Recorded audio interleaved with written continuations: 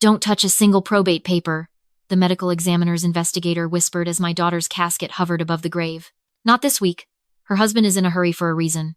She pressed a folded receipt into my palm and vanished into the crowd of black umbrellas. At that exact second, my phone lit up with a text from the man standing 6 feet from my daughter's coffin. Marianne, the attorney can be at your house by 4. We need your signature today so Blue Heron can keep operating. I looked up at my son-in-law pretending to grieve, and every instinct I had started screaming. If you've ever ignored a bad feeling about someone close, stay with me. My name is Marianne Pike. I'm 68 years old, widowed, and until 6 months ago I believed the worst thing that could happen to a mother was burying her child. I was wrong. The worst thing is realizing your child knew she was in danger, tried to leave you a trail, and died before she could finish it. If you've ever had a bad feeling about somebody everybody else trusted, tell me where you're listening from and stay with me, because this story only gets darker from here. My daughter Avery Pike Mercer was 39 when she died. Officially, it was sudden cardiac failure brought on by stress, exhaustion, and an undiagnosed rhythm disorder. That was the language in the report. Clean, clinical, tidy enough to file away inside a county system already overloaded with tragedies nobody has the energy to question for long. Avery had been running Blue Heron Distillery in Frankfurt for almost 9 years by then. The family business, my late husband Owen and I built out of a collapsing tobacco warehouse and a second mortgage we were scared to sign. Blue Heron wasn't some giant bourbon empire with celebrities on the label and airport billboards in every terminal. It was ours. Small batch rye, cask-finished bourbon, seasonal releases locals lined up for, private events on the river deck, 3 full-time mashmen, 2 bottling crews, a bookkeeper, a tour manager, and a tasting room staff that treated Avery like the kind of boss people pray for and rarely get. She knew every employee's birthday, every vendor's kid's college plan, every barrel number that mattered.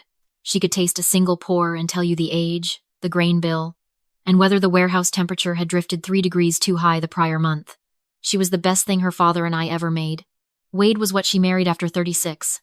He was handsome in the deliberate way some men practice being handsome. Never a hair out of place, never a shirt that hadn't been pressed, never a room he entered without first checking who mattered in it. He came from commercial real estate in Nashville, then reinvented himself as a growth strategist after he met Avery at a bourbon festival in Louisville. That was the phrase he loved. Growth strategist. It meant nothing specific and sounded expensive enough to impress people who confused confidence with competence. At first, I tried. Lord knows I tried. Avery had been stubborn since age 5, and I'd learned long ago that if I pushed too hard, she'd plant both feet and call it independence. Wade was polished, helpful, quick with charm, and smart enough to ask me questions about county finance so I'd feel respected. He sent flowers on my birthday. He remembered what bourbon Owen used to drink. He insisted Blue Heron needed someone with outside-scale experience to modernize the brand. Within a year, he had a desk in Avery's office. Within 2, he was overseeing vendor negotiations, expansion projections, and all the numbers he had no business touching without a second set of eyes. By then, Avery was pregnant with my grandson, Nolan, and too tired to fight every suggestion from the man who kissed her forehead in public and corrected her in private. I noticed pieces before I noticed the shape. Avery, who used to return my calls within the hour, started texting instead. Avery, who loved making big decisions face-to-face, began telling me Wade had already handled it. Avery, who could outwork anybody in 3 counties, started looking washed out by spring, pale around the mouth, her heart hammering hard enough sometimes that she'd stop mid-sentence and press 2 fingers against the hollow of her throat. She blamed stress. Her primary care doctor blamed perimenopause, caffeine, irregular meals, long days, and the modern female miracle of being expected to run a business, raise a child, manage a marriage, and still look grateful for the privilege. Then came the fainting spells. Then the nausea. Then those episodes where she said it felt like her chest was full of birds hitting glass. Wade was always there to answer questions for her. Wade was always the one saying she'd barely eaten, that she'd been pushing too hard, that he'd started making her a nightly herbal tonic to help her sleep, because she refused to slow down on her own. He said it so often that half the town started repeating it back to me like a comfort. At least she's got a husband taking care of her. There are sentences that become horrifying only in hindsight. The woman who slipped me that receipt at the cemetery was named Dana Rourke. She wasn't the medical examiner herself. She was chief field investigator for the Franklin County Coroner's Office. 59 years old, former Army medic, the kind of woman who walked like she still expected every hallway to contain a threat. I knew her in passing. Small county systems braid people together whether you want them to or not. We'd served on a public records transparency task force 10 years earlier. Dana was the rare kind of civil servant who still got angry when shortcuts became routine. The receipt she slipped me was from a private diagnostics lab in Cincinnati. On the back, in Avery's unmistakable slanted handwriting, were 8 words. If anything happens, do not trust Wade alone. I didn't breathe for what felt like a full minute. By the time I got home from the cemetery, casserole dishes had already started arriving like they do in the South when grief becomes logistical. Neighbors. Churchwomen. 2 of Avery's employees. My sister B drove in from Georgetown and started stacking paper plates and folding chairs as if structure itself could keep us upright. Wade moved through my house accepting condolences with one hand and fielding business calls with the other. Every time somebody asked about Blue Heron, his answer came too quickly. Avery made me promise I'd protect what we built for Nolan. She wouldn't have wanted the business frozen up for months. Cash flow's already tight. The bank needs continuity. He said those things before the dirt on her grave had settled. I kept my face arranged the way women of my generation learned to arrange it when men mistake stillness for weakness. I nodded. I thanked people. I hugged my grandson so carefully it hurt. Nolan had Avery's eyes and Owen's quiet way of watching a room before speaking. He looked like a child trying not to become a burden to the adults around him. That nearly broke me more than the funeral. At 11 that night, when the house finally emptied and Wade took Nolan upstairs to sleep in the guest room, I locked myself in my study and laid that receipt flat on my desk under the lamp. The lab number was real. The invoice date was 6 weeks before Avery died. Test requested, botanical toxicology panel, liquid sample, expedited analysis. My hands went cold. I called the number anyway. A machine answered with after-hours instructions. No results over voicemail, no unauthorized release. I hung up and stared at the wall where Owen's picture still sat above the filing cabinet, smiling that half-amused smile he wore whenever the rest of us were getting dramatic over something he'd already figured out. Then I remembered Dana's whisper. Not this week. Meaning there was a this. I barely slept. At 6:40 the next morning, before Wade came downstairs, I drove to the county offices and waited outside the coroner annex until Dana arrived with coffee in one hand and a battered leather briefcase in the other. She didn't look surprised to see me. Come inside, she said. Her office smelled like paper, rain, and stale peppermint. She shut the door, turned on a desk lamp instead of the overheads, and reached into her briefcase.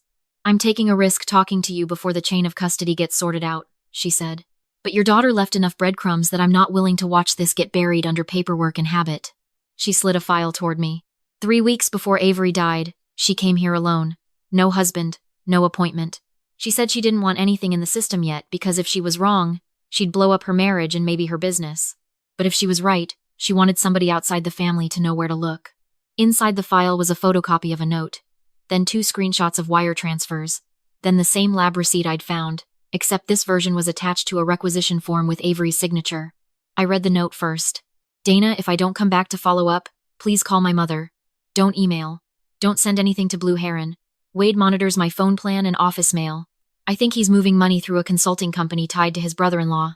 I also think something in the night tonic he makes me is making me sicker. I know how insane that sounds. I'm writing it down anyway because insane women have been right before. I had to put the paper down. Dana, let me have 10 seconds. Maybe 15. When did she give you this? June 19th. Avery died on August 2nd. Dana opened another folder. She brought me printed bank activity from a business account and asked if what she was seeing could be hidden related party billing. I told her yes. I also told her I couldn't formally advise her without opening an inquiry, which would show up if subpoenas followed. She said she needed 1 more week to gather proof. What proof? Dana met my eyes. She said Wade had become obsessed with getting her to sign revised ownership documents and Keyman insurance updates. She said he acted loving whenever other people were around, and furious when they weren't. Not loud furious, controlled furious. The kind that makes you sound unstable if you try to explain it. That sounded exactly like Wade. Not explosive, strategic. Men like Wade don't break furniture. They break your confidence, your timeline, your sense of what's normal, and they do it with perfect eye contact. Dana handed me the preliminary copy of the private lab result. The sample Avery submitted contained measurable oleandrin. I knew enough to understand the shape of the danger. Not every detail, but enough. Oleander is one of those ornamental plants people plant because it flowers beautifully and survives almost anything. It is also poisonous from root to blossom. Small repeated doses can trigger nausea, dizziness, heart rhythm disturbances, weakness. In the right context, the symptoms can look like stress, panic, fatigue, overwork, even a natural cardiac event in somebody already running on empty. I read that line 3 times before it sank all the way in. She thought he was poisoning her. Dana nodded once. She wasn't ready to say it out loud, but yes. My mouth tasted metallic. Then why wasn't this in the autopsy? Because the original death presentation didn't flag homicide. She collapsed at home after weeks of documented palpitations. The attending physician noted possible arrhythmia history. Standard toxicology was ordered, not a targeted botanical cardiac glycoside panel. Unless someone knows what to ask for, these cases slide right past. Can it still be tested? Yes, but to do it right, we need legal cause to push for a formal exhumation and expanded tox work. Right now, the strongest thing we have is Avery's own note, that lab result, and whatever financial records she was gathering. Who else knows? Just me. And one more person she trusted. Dana reached into her briefcase again and handed me a business card. Lila Bennett, forensic accountant. On the back, Dana had written in pen. Avery hired her. She's waiting. The drive to Lila Bennett's office took 22 minutes. It felt like driving through somebody else's life. Traffic lights changed. School buses moved. People lined up at a coffee stand, as if the world had not just split down the middle. Lila rented a second-floor suite above an insurance office on the edge of downtown. The kind of practical little place no one notices unless they need exactly what it offers. She opened the door before I knocked twice. Lila was maybe 45, biracial, hair clipped short, no makeup, no wasted words. She looked like every smart woman who has spent too many years sitting across from men who lie smoothly and assume she'll be intimidated by a tailored jacket. "I'm sorry we're meeting under these circumstances," she said. "Avery told me if anything happened to her, you'd come. There's a cruelty in hearing how far your child planned for the possibility of her own death. It rearranges something permanent inside you." Lila had built a paper trail. Over the next 3 hours, she laid out a fraud scheme so methodical it would have impressed me if it hadn't enraged me. Blue Heron had been bleeding money through a Tennessee-based brand consulting firm called Mercer Ridge Strategies. At first glance, the invoices looked plausible: market expansion research, digital repositioning, hospitality outreach, investor packaging, tasting room optimization, elegant nonsense. The amounts were always sized to avoid internal review thresholds Avery herself had established years earlier. 9,000 here, 11,000 there. 1,800 for regional consumer insight, never one grand theft punch, death by paper cuts. Total siphoned over 31 months, $612,000. The firm's controlling stake traced to a trust managed by Wade's sister, but the beneficial distributions went through 2 more shells before landing in an account Wade personally used for a condo down payment in Nashville and what Lila delicately called undisclosed travel. She didn't have to say affair. The spreadsheet said it for her. Avery had discovered the first irregularity by accident when a barrel supplier invoice was delayed, and she personally reviewed the outgoing wires. She hired Lila quietly. Lila found the rest. Then things got worse. Avery told me she confronted him once in May, Lila said. He didn't deny the transfers. He reframed them. Said he'd built the business into something investable and had every right to compensation she was too emotional to understand. When she threatened to bring in attorneys, he cried. Said she was humiliating him. Said the pressure might kill him. Of course he did. Wade struck me from the beginning as the kind of man who could turn accusation into injury in under 30 seconds. She was planning to separate finances first, Lila continued, then physically leave with Nolan if she had to. She asked me to map what he could access if she became medically incapacitated. That sentence landed harder than almost anything else. She knew, I said. She suspected enough to act like she knew. Lila slid one more folder across the desk. These are the draft amendments he was pressuring her to sign. They would have transferred emergency operational control to him upon any medically certified incapacity and expanded his insurance authority. There's also a survivorship revision tied to a key man policy. If Avery died after signing, Wade would have gained control of operations, liquidation leverage, and a 7-figure insurance payout. I looked at the highlighted clause until the words blurred. How much? $2.4 million. Money explains behavior faster than grief ever will. I sat there in Lila Bennett's office, the mother of a dead daughter, and watched the whole ugly machine rise in front of me piece by piece. The siphoned money, the fake invoices, the pressure campaign, the insurance revision, the poison in the night tonic. It wasn't chaos. It wasn't marital conflict spiraling out of control. It was a plan. And plans can be broken. Tell me what Avery wanted you to do if this happened, I said. Lila's face tightened just slightly. Then she opened her email and printed a message dated July 27th, 6 days before Avery died. If I go quiet, send everything only to my mother and Dana Rourke. Do not call Blue Heron. Do not call Wade. And if he tries to make this about my stress, don't let him. He keeps saying everybody already believes I'm overworked. I think he's counting on that. I folded forward in the chair and pressed my fingers to my eyes until the first wave passed. I did not sob. That part of me had gone somewhere farther down, where it could not interfere with function. When I looked up, I said, "What do we need?" Lila answered like she'd been waiting for me to become useful again. "A criminal attorney who won't blink. A petition to preserve all business records. an emergency freeze on ownership changes, and a homicide detective willing to listen before this gets shrugged off as family drama. I knew one name for the first part before she finished speaking. Gwen Holloway had been the meanest lawyer in 3 counties for as long as anybody could remember, which is to say she was usually the smartest woman in any room, and had long since lost interest in softening that fact for men who disliked it. She'd handled a bond issue for Owen 15 years earlier, and once made a bank vice president cry in a deposition over concealed fees. I called her from Lila's office. She answered on the 3rd ring with, "Talk fast." By noon, Gwen had heard enough to cancel her afternoon. By 2, she was at my house with 2 junior associates, a legal pad, and the expression of a woman who smelled blood in the water. Wade was in Blue Heron's warehouse office when we arrived. He thought we were there to discuss funeral logistics and temporary control. He stood when he saw Gwen, smiled automatically, then stopped smiling when she introduced herself, and served him with notice that any attempt to alter ownership, dissolve accounts, access insurance instruments, destroy records, or represent himself as sole operator would be considered bad faith interference pending emergency court review. "What is this?" he asked, looking at me instead of her. "Protection," Gwen said. "For Marianne Pike, for the estate, for Blue Heron, and perhaps most importantly, for whatever records haven't yet been shredded." The color changed in his face so subtly most people would have missed it. I didn't. Neither did Gwen. Wade recovered fast. He always did. "Marianne, I understand grief makes people suspicious and confused, but this is insane. Avery was my wife." Gwen's smile held no warmth. "Then I'm sure you'll welcome transparency." He moved then, not toward Gwen, but toward me. Softer voice. Injured husband voice. "Marianne, please. Nolan doesn't need this kind of chaos." There it was. The weaponized child. He used Nolan the way some people use scripture. Selectively and only when useful. I said, "My grandson also doesn't need a liar running his mother's business." That was the first moment Wade truly realized I was no longer playing the role he had assigned me.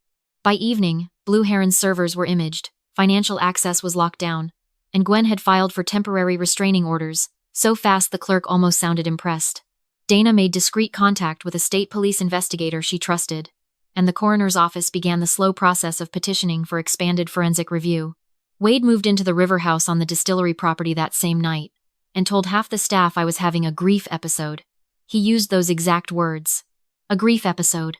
I heard about it from Tessa, Avery's tasting room manager, a 29-year-old with sleeve tattoos, perfect eyeliner, and the loyalty of a medieval soldier. She cornered me near the bottling line the next morning and said, "I don't know what's going on yet, but everybody knows he's scared. He's been asking who still has old invoices." That mattered. Because guilty people don't ask how to comfort a child or plan a funeral or save a family business. Guilty people ask about records. It took 4 days to get the emergency hearing. Those 4 days were the longest of my life because I still had to function under the same roof as the ghost of my daughter's marriage. Nolan begged to stay at my house, and I let him. Wade objected, but only lightly, because objecting too hard would have looked bad. That was always his problem. He wanted control without appearing to want control.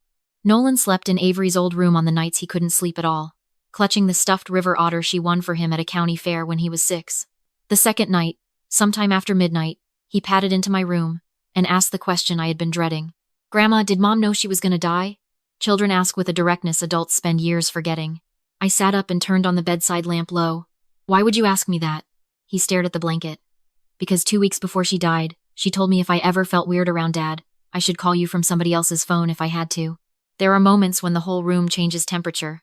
"What exactly did she say?" He swallowed. "She said grown-ups can act nice when they're scared.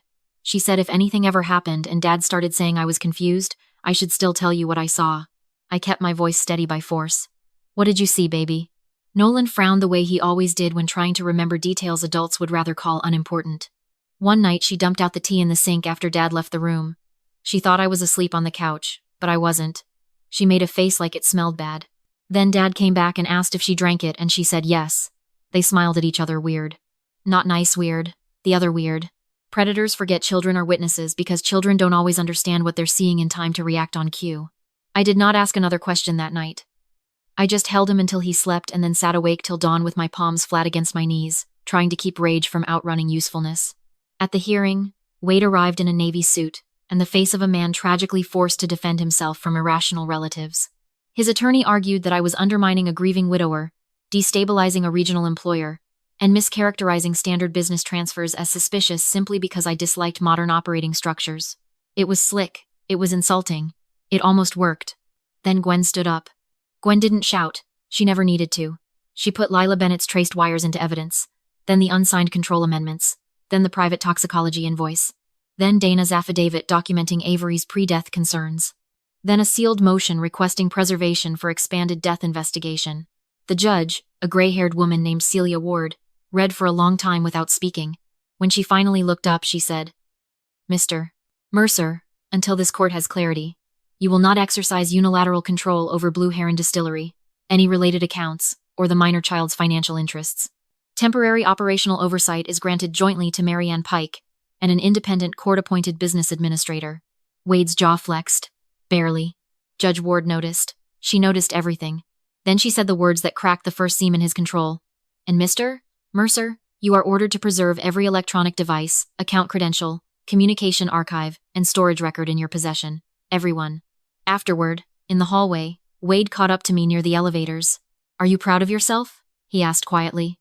"Avery would hate what you're doing." "No," I said. "Avery would hate what you did." For the first time since the funeral, the mask slipped fully. Not in public enough for a scene, just enough for me. His eyes turned flat. Not hurt. Not grieving. Flat. Like a man deciding whether intimidation would still work. "You're making a mistake," he said. I leaned closer. "No, Wade. Your mistake was assuming my daughter learned caution from nobody." He stepped back first. "That night Dana called. We have enough for exhumation. There are sentences you wish you never hear, even when you need them. The exhumation happened before sunrise 2 days later. I did not attend. I waited in Dana's office drinking coffee I couldn't taste while the state forensic pathologist and botanical toxicologist handled what no mother should ever need done. Dana sat with me the whole time, not talking much, just turning pages and letting silence be something useful instead of empty. At 9:17 a.m., my phone buzzed. Not from Dana. From Wade. "Banking partners are getting nervous. You need to stop this before you ruin everything Avery built. Not are you okay. Not Nolan misses you. Not I hope we find answers. Just damage control." I handed the phone to Dana. She read it and said, "He's panicking about money before the body's cold enough for science." That was when she decided to bring in major crimes formally. Detective Russell Vale came from the Kentucky State Police Regional Office in a charcoal suit that fit badly and eyes that missed nothing. He was 48, divorced, patient in the dangerous way. Some men use patience to calm a room. Others use it to let liars dig their own graves. Russell Vale was the second kind. He spent 90 minutes with me, 3 hours with Lila, and another 2 at Blue Heron pulling inventory, access logs, and kitchen refuse from the river house where Avery and Wade lived. At first, Wade welcomed him. Innocent men with arrogance often do. They think cooperation will showcase their innocence. Then Russell requested the blender jar from the kitchen, the dried herb tins, the outdoor landscaping plan, and the security footage from the week before Avery died. That's when Wade stopped smiling. The landscaping plan mattered because the river house had a row of decorative oleander planted along the back fence the prior year. Southern landscaping, low maintenance, pretty in the heat. Wade had chosen it himself according to the invoice. Said it made the property Reedmore Resort. I nearly laughed when Russell told me that. Men like Wade always reveal themselves through aesthetics. They poison you with whatever also looks good in photos. Security footage from the river house was partly missing. A 4-hour section from 3 nights before Avery died had been overwritten manually despite the system's automatic 30-day retention. Wade claimed a software glitch. Russell asked for the vendor maintenance report. There wasn't one. Then Tessa delivered another break. One of the part-time event bartenders, a college kid named Mason, remembered Wade asking him to haul 2 banker boxes from the river house garage to Wade's SUV the morning after Avery's funeral. Mason thought it was weird because everybody else was inside greeting family, and Wade got snappy when Mason casually asked if he should stack them in the warehouse office instead. Wade said no. Personal files. Russell tracked Mason down within the hour and took a statement. Then another employee came forward. Then another. Avery had been sleeping in the office some nights during the last month of her life. Avery had started carrying a backpack everywhere instead of leaving her laptop around Wade. Avery had asked one warehouse foreman if he knew whether oleander was poisonous because Nolan once tried to pick the flowers near the fence. Avery had quietly changed the passcode on the barrel inventory app and then changed it again 2 weeks later. A pattern emerged the way it always does in real life, less like a lightning strike, more like eyes adjusting to the dark. 7 days after the exhumation, the toxicology results came back. Dana called me into her office again. Russell was already there, leaning against the filing cabinet with his arms crossed, tie loosened, expression unreadable. Dana didn't make me sit this time. Expanded testing found oleandrin metabolites in preserved tissue consistent with repeated exposure over time, she said. Not one dose, A pattern. My knees still nearly gave out. Can you prove homicide? Russell answered. I can prove your daughter was repeatedly exposed to a plant-based cardiac toxin, not naturally present in her system, that she privately suspected poisoning, that her husband stood to gain money and control, that business funds were being stolen, that records were concealed, that evidence was moved, and that witnesses place him in escalating conflict with her over both finances and ownership. In my line of work, that's how homicide starts taking shape. Starts? We still need the rest. The rest came from a woman named Janelle Crow, and to this day I believe she saved us from a trial that might have slipped just enough to create doubt. Janelle was Wade's former assistant from Nashville. Russell found her through old payroll records from one of Wade's earlier ventures. She had moved to Chattanooga, changed jobs twice, and wanted absolutely nothing to do with him. Then Russell said Avery's name and the line went quiet. 2 days later, she sat in Gwen's conference room with a box of old emails and the brittle posture of somebody who had spent years teaching herself not to shake. Wade likes systems, she said. That's what people miss. They think he improvises because he's charming. He doesn't. He studies how institutions work and then builds a version of the truth that fits what they expect to see. She told us Wade had previously drained a restaurant group through management fees hidden behind a friend's LLC. No criminal charges. Settled privately. He'd also once bragged after too many bourbons that every successful man needs a wife the public loves, and paperwork only he understands. Then she said something that turned the whole room silent. In Nashville, he dated a wellness influencer who got really sick for months. Tachycardia, vomiting, fainting. He kept posting about how stressed she was. She eventually left him and got better. I remember because he was furious she recovered fast enough to look credible. That is the language of a man who thinks of illness as branding. Janelle had no smoking gun, but she had what trials are built from when killers think subtlety will save them. Behavior, method, precedent, ego. Then Russell got luckier. Wade's phone records showed repeated contact with a woman in Louisville named Briar Lang. Briar was 31, worked luxury hospitality events, and at first insisted Wade was just a client. Then Russell put enough messages in front of her to collapse that lie in 12 minutes. They'd been having an affair for 18 months. Briar said Wade told her Avery was mentally unraveling, and that once the business restructuring was complete, he'd finally be free to leave, without losing everything to a woman too unstable to run a Prooplings company. Briar also remembered one specific conversation 3 weeks before Avery died, when Wade joked that people who overdose on stress practically save you the trouble. That line made it into the case file. So did the photo Briar reluctantly surrendered. Wade at her condo opening a small brown glass dropper bottle, and laughing because she accused him of turning every supplement into a science project. The bottle label was partly visible. Herbal extraction supply from a vendor in Knoxville. Russell traced the vendor. 2 months earlier, an account tied to Wade had ordered concentrated Nerium oleander extract marketed strictly for laboratory botanical study with poison warnings all over the purchase page. That was the point the case stopped being tragic and became devastatingly simple. He bought the extract. He controlled the nightly tonic. Her symptoms matched. Her private sample tested positive. Her tissue tested positive. He was stealing from her. He was trying to alter control documents. He had an affair waiting in Louisville. He moved records after the funeral, and he still kept texting me about bank continuity. Russell arrested Wade Mercer on a Thursday at 8:12 a.m. in the Blue Heron parking lot while a delivery truck idled beside the loading dock, and half the staff stood frozen behind the tasting room windows. He did not shout. He did not ask why. He looked at the handcuffs, then at Russell, then at me where I stood 30 feet away beside the hydrangeas Avery planted herself 3 summers earlier. And he smiled. That was the coldest thing I had ever seen in person. Not because it was dramatic. Because it wasn't. It was tiny. A private smile of somebody still convinced he was smarter than the room. Nolan was with my sister when it happened. I made sure of that. There are enough ugly inheritances in this world without gifting a child the image of his father being arrested at his mother's workplace.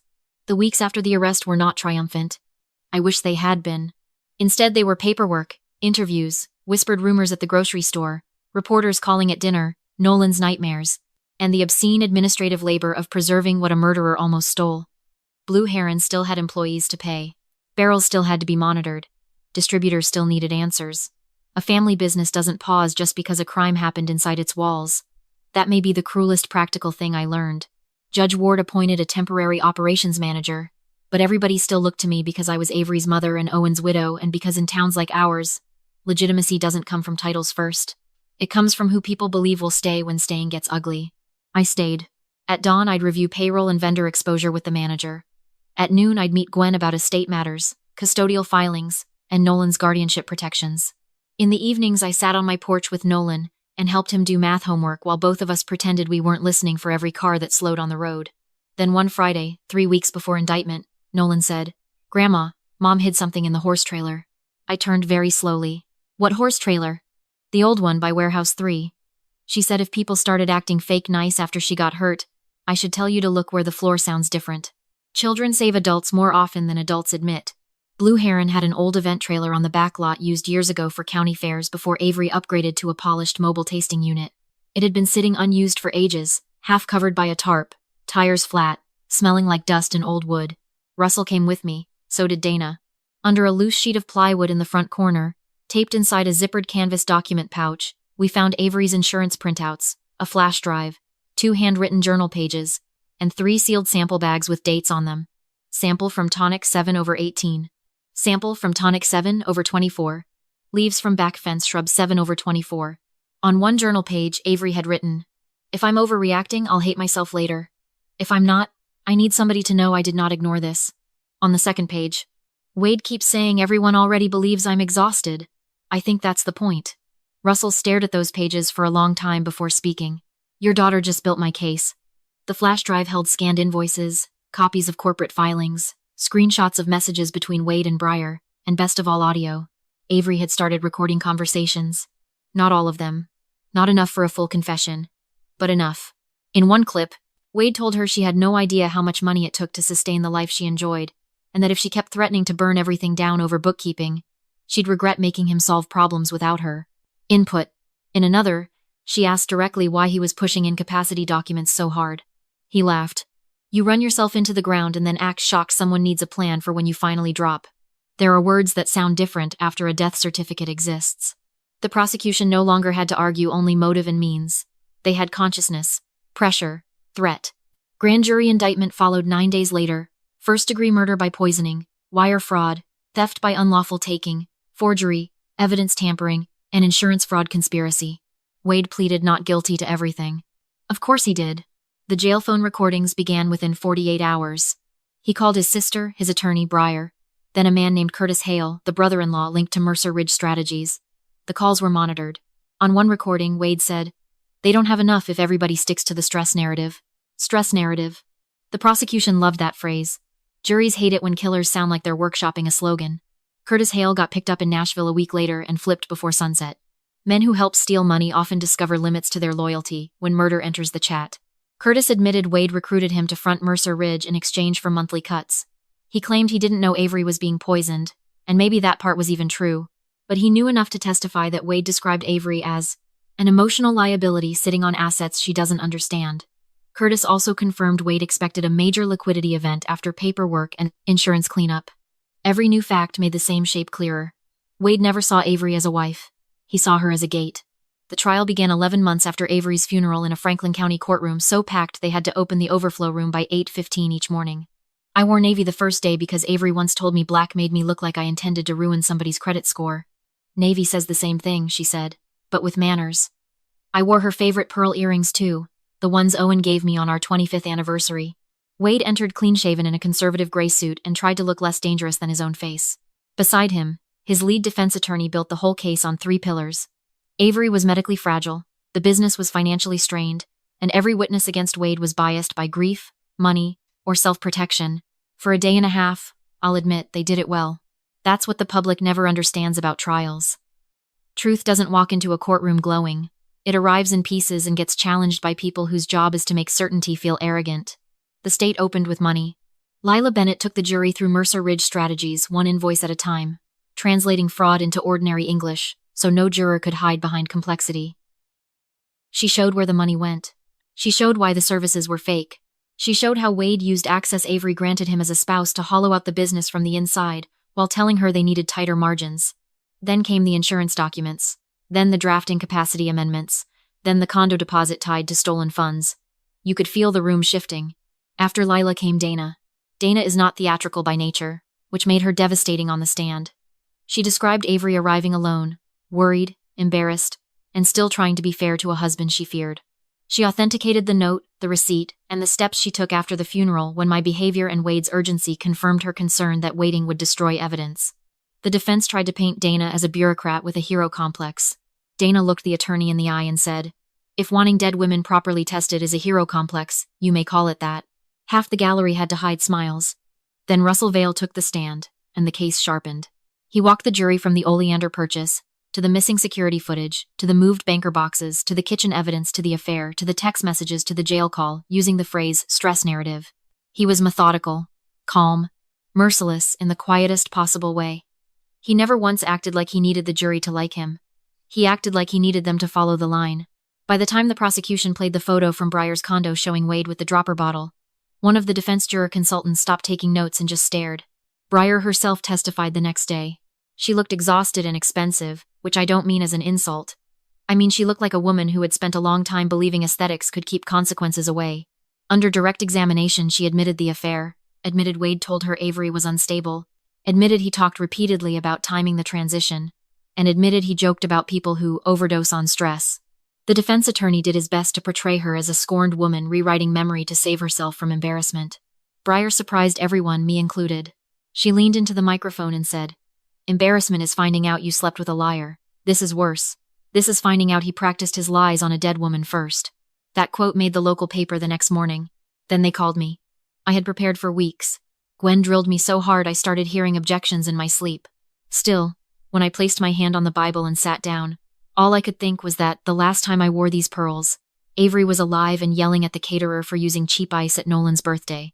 The prosecutor asked me about Blue Heron's founding, Avery's role, her marriage, her symptoms, Wade's urgency after death, and the papers he wanted me to sign.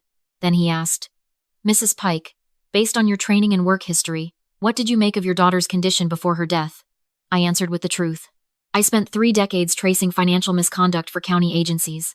That teaches you pattern recognition. I also spent 39 years raising my daughter. That teaches you the difference between who somebody is and what somebody is being reduced to." Avery was not unraveling. Avery was being cornered. The room went still. Then the prosecutor handed me Avery's handwritten page from the horse trailer and asked me to read it aloud. "If I'm overreacting, I'll hate myself later. If I'm not, I need somebody to know I did not ignore this." My voice wavered once on the word no. Only once.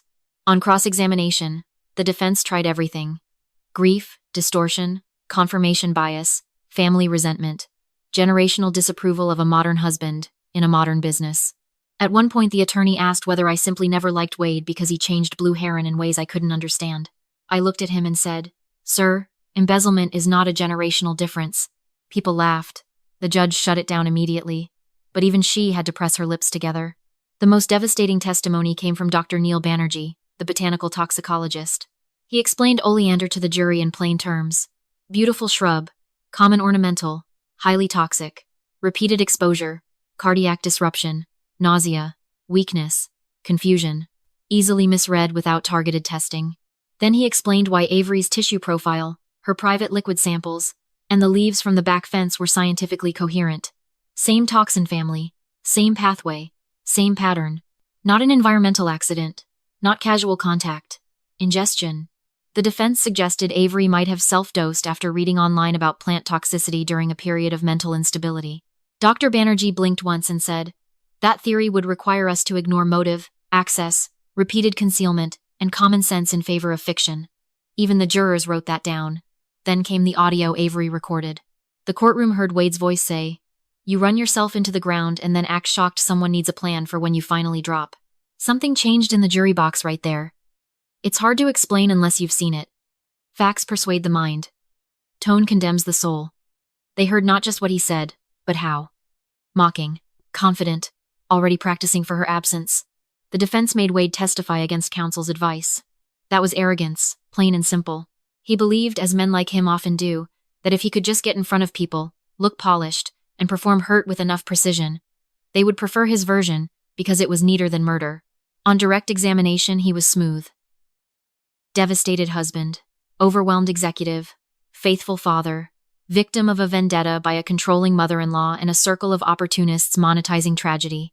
He said Avery had become paranoid under stress. He said the nightly tonic was just valerian, chamomile, and magnesium. He said Mercer Ridge was a legitimate consulting structure everyone had verbally approved. He said the affair was a mistake that began only after Avery's decline. He said the oleander purchase was for research tied to luxury landscaping branding concepts. luxury landscaping branding concepts. I thought the jury might laugh. They didn't. They didn't have to. The silence did the work. Cross-examination belonged to prosecutor Elena Shaw, a woman with a voice like cut glass and the patience of someone peeling skin off an onion one translucent lie at a time. She boxed him in with his own words. First the insurance paperwork, then the fake invoices, then the missing footage, then Breyer, then the dropper bottle, then Curtis Hale, then the jail call. Then she asked the question that finally cracked him. Mr. Mercer, if your wife was a fragile, medically unstable woman in cardiac distress, why were you pushing incapacity amendments and survivorship instruments instead of emergency separation of finances and independent medical oversight? He paused half a beat too long. Because there is no good answer when your plan requires your spouse to remain sick but not suspicious. We were trying to protect the business, he said. Elena took one step closer. No. You were trying to position yourself for her death. He denied it. Of course he did. Then Elena played the jail call where he said, they don't have enough if everybody sticks to the stress narrative. She let the words hang. Is that your voice? Yes, but no further explanation needed. Is that your phrase? He tried to pivot, tried to say he meant media speculation, tried to reclaim the room. Elena did not let him. Mr. Mercer, name one person on this planet who benefited from Avery Pike Mercer's illness, disorientation, incapacity, and death more than you did. He said nothing. Not because he refused. Because he couldn't. By closing arguments, the courtroom felt electrically exhausted. The defense begged the jury not to criminalize circumstantial evidence and marital complexity. Elena Shaw stood up afterward and reminded them that poisoners depend on exactly that plea. They depend on ambiguity. They depend on people being too polite to connect money to marriage, or beauty to cruelty, or caregiving to control. Then she held up Avery's handwritten note and said, the victim herself told you what this defendant was counting on. He keeps saying everybody already believes I'm exhausted. I think that's the point. Ladies and gentlemen, it was the point. The jury deliberated for 11 hours over 2 days. I did not pray for a miracle. By that stage, I no longer believed in miracle-shaped outcomes. I believed in records, witnesses, science, and the occasional courage of 12 strangers forced to stare directly at what one human being did to another. When they filed back in, I held Nolan's hand under the bench because Judge Ward had allowed him to attend the verdict if he wished, and he had insisted with the terrible calm children sometimes wear when they already know life has changed permanently. The foreperson was a middle school principal from Versailles. She looked at the paper, then at Wade, then at the judge. Guilty on count 1, murder by poisoning. Guilty on count 2, insurance fraud conspiracy. Guilty on count 3, theft by unlawful taking over 10,000. Guilty on count 4, wire fraud. Guilty on count 5, forgery in the first degree. Guilty on count 6, tampering with physical evidence. I don't remember breathing until Nolan squeezed my hand hard enough to hurt. Wade did not collapse. That would have required access to genuine feeling. He went pale, blinked twice, and turned to his attorney as if there must have been some clerical misunderstanding. There hadn't. At sentencing, Avery's impact statement was read not by me, but by her own recorded voice from a staff appreciation dinner the year before. The prosecutor had found a clip where Avery talked about Blue Heron as the kind of place I want Nolan to inherit, only if it still feels like love lives here. She'd been talking about whiskey and payroll and culture, and county loyalty, but in the courtroom it sounded like a promise someone else broke on purpose. Judge Ward sentenced Wade Mercer to life with parole eligibility after 25 years on the murder count, plus consecutive terms for fraud and tampering. She ordered restitution, asset forfeiture, and a permanent bar on any control or access related to Nolan's inheritance. Then she said something I still hear when I wake at 3 a.m. This defendant did not merely kill for money. He tried to weaponize trust, domestic routine, and the victim's own reputation for overwork so that her murder would pass as the natural price of being a capable woman. Even Wade lowered his eyes at that. Not from shame. From defeat. Afterward, outside the courthouse, microphones appeared like weeds after rain. Reporters shouted questions about Blue Heron, about the trial, about whether I felt justice had been done. Justice is an odd word when your daughter stays dead. What happened in that courtroom was accountability. Necessary. Hard-earned. Incomplete by nature. What I said instead was, my daughter documented the truth while she was being erased. That's why we're here. It ran on the 6 o'clock news across 3 counties. I was glad. Because for once the story wasn't about Wade. It was about Avery. The practical aftermath took another year. Mercer Ridge Strategies was dissolved under federal scrutiny. Curtis Hale pleaded out. Wade's sister settled civil claims before discovery went any deeper into her trust accounts. Blue Heron survived, though not gracefully at first. We had to refinance inventory obligations, rebuild distributor confidence, replace 2 contaminated kitchen areas in the river house, and explain to tourists why the founder's daughter's photo remained over the tasting room mantel while every mention of her husband disappeared overnight. I moved into the river house with Nolan for 6 months because he could not bear the idea of strangers inhabiting the rooms where his mother had died. We renovated slowly. New paint, new kitchen counters, every herb tin thrown out, every plant on the back fence ripped from the ground by a landscaping crew that had no idea why I watched them like they were performing surgery. The first time Nolan laughed in that house again, it was because Tessa let him redesign the mocktail menu for a summer concert event, and he named one drink the Otter Disaster, after spilling ginger syrup on 3 bar towels. I went into the pantry afterward and cried where nobody could hear me. Healing is humiliating like that. It sneaks in through something stupid and small when you're busy standing guard for tragedy. Blue Heron reopened its expanded visitor program the following spring, under Avery's original strategic plan, not Wade's. We scaled back the fake luxury nonsense and leaned harder into what she had always wanted: honest whiskey, Rivertown hospitality, live Bluegrass Fridays, employee profit sharing, and a scholarship fund for local kids going into fermentation science, hospitality, accounting, or law. The accounting scholarship was my idea. Petty? Maybe. Useful? Absolutely. I also used a portion of the recovered assets to establish the Avery Pike Trust for Financial and Forensic Advocacy, a small grant program that helps families pay for independent forensic review when a death looks natural on paper, but wrong in the bones. Dana serves on the advisory board. Lila audits it personally every year. Gwen insisted on bulletproof governance documents because, in her words, if men are going to keep weaponizing paperwork, women are going to have to get meaner about paperwork. She was right. In the first 14 months, the trust funded 9 reviews. 2 triggered reopened investigations. 1 almost certainly saved a woman in Paducah whose husband had been managing her supplements while also shopping for life insurance.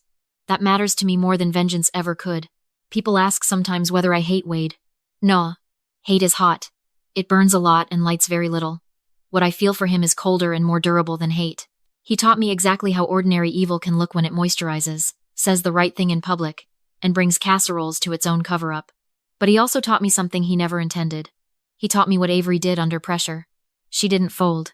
She got smart. She documented. She hid backups in a horse trailer. She protected her son. She left instructions. She built a case while the man sharing her bed was trying to write her death into a stress narrative. That is who my daughter was. Not the victim in the headlines. Not the exhausted woman everyone thought they understood. Avery was the kind of person who, while being isolated, stolen from, and slowly poisoned, still found a way to leave the truth where it could outlive the lie. Nolan is a leavin' now. He comes to the distillery after school some days and does homework at the corner table in the tasting room, while Tessa sneaks him fries from the kitchen, and old Mr. Callahan from bottling pretends not to notice. He knows more about barrel char levels than any child should. He also knows, in an age-appropriate way, that his mother was brave and his father is in prison because he hurt people for money and control. When he's older, he'll learn the whole story. Not yet. Some truths should arrive when the spine is strong enough to carry them. Last October, on the 2nd anniversary of the verdict, Nolan and I went down to the river dock after closing. The water was low, coppery in the evening light, and the warehouse lights were coming on one by one behind us. He tossed a pebble into the river and asked, "Do you think Mom knew she'd win?" I said, "I think she knew the truth deserved a chance." He considered that for a while, then nodded like he was filing it somewhere important. That same night, I unlocked Avery's old office and sat alone at her desk for the first time in months. We'd preserved it after the trial because I couldn't bear to change it. Her handwriting still marked a whiteboard calendar from July. Nolan's stick figure drawing of a bird still hung beside a distributor map. In the bottom drawer, under a stack of tasting notes, I found one final thing I had somehow missed: a folded cocktail napkin from a restaurant in Louisville. On it, in Avery's handwriting, was a sentence I must have read 20 times. "If I don't get to be there when this comes out, make sure the place still feels like me." That was her fear underneath everything. Not just dying. Being erased. Being replaced by the story somebody else told about her life. So I did what she asked. Blue Heron still feels like Avery. The deck railings still have the chipped paint mark she swore she'd fix herself every summer and never did. The tasting room playlist still starts with her old staple songs on Fridays. Her photo by the mantel is not solemn. It's the one where she's laughing so hard she's half turned away from the camera with a bourbon thief in her hand. We renamed the fall rye release Pike's Promise, and the label notes describe it as stubborn, warm, and impossible to fake. People cry when they read that sometimes. So do I. And every August 2nd, before the public comes in, the staff gathers in warehouse, 2 where the sweet grain smell hangs heavy, and the fans rattle overhead, and we raise one silent glass. Not to death, to evidence, to courage, to the small, unglamorous acts that save the truth from people who think performance can bury it. Wade Mercer believed he understood narrative better than the rest of us. He thought if he called Avery stressed often enough, the world would accept stress as cause of death. He thought if he wore grief convincingly enough, institutions would do what institutions too often do: take the neat explanation and move on. He thought caregiving itself made a perfect disguise because people do not like suspecting the spouse who says, "I'm just trying to help." He was wrong because he underestimated women who keep records. He underestimated Dana Rourke's conscience, Lila Bennett's spreadsheets, Gwen Holloway's appetite for legal violence, Russell Vale's patience, Briar Lang's shame turning useful, Janelle Crow's memory, Tessa's loyalty, Mason's attention, Nolan's honesty, and me. Most of all, he underestimated Avery. That was the only miscalculation that mattered. If he had stolen money and left, maybe he would have remained one more smooth fraud in a nice jacket. If he had bullied and controlled and manipulated without escalating, maybe Avery would have divorced him and spent years untangling the damage in therapy and tax court. But greed rarely knows when to stop.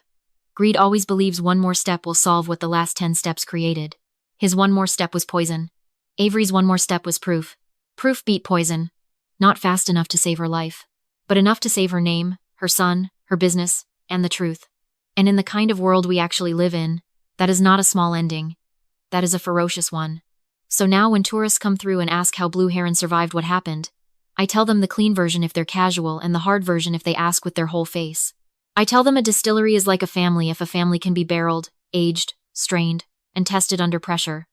Bad things can seep in. So can character. What survives depends on what was true in the wood to begin with. Avery built Blue Heron true. That's why it held. That's why Wade couldn't wear her skin and call it continuity. And that's why, every time I unlock the front doors before a Saturday tasting and smell grain, oak, citrus peel, and the river coming off the bank, I no longer think first about the funeral or the courtroom, or the moment Dana slipped that note into my palm between black umbrellas. I think about my daughter hiding evidence in a horse trailer, because she refused to let evil have the last administrative word. That's the image I kept. That's the payoff he never imagined. He thought he was writing an ending. My daughter was writing the case file that would end him. If this story got under your skin, tell me where you're watching from, and follow along because some truths only survive when enough people refuse to look away.